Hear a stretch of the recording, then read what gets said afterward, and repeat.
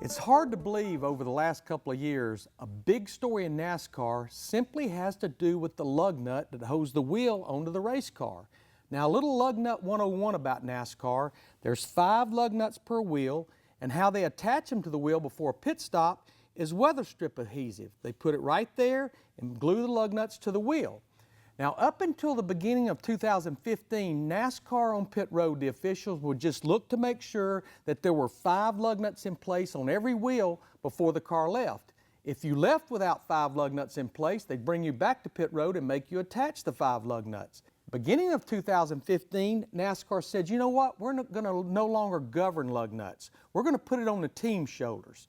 We know the competition on pit road is about as tough as it is on the racetrack, so teams immediately started doing things like only tightening 3 or 4 lug nuts. In fact, it got to the point where teams were only gluing up 4 lug nuts.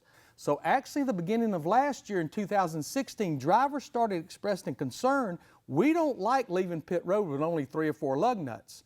So NASCAR said, okay, you have to glue up 5 lug nuts, and we're going to go back to make sure 5 lug nuts are in place.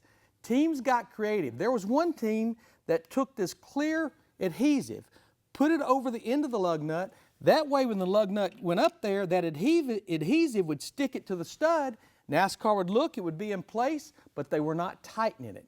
So before the chase, NASCAR went back and said, post-race and even before the race, we're going to absolutely make sure all cars have 5 lug nuts per wheel.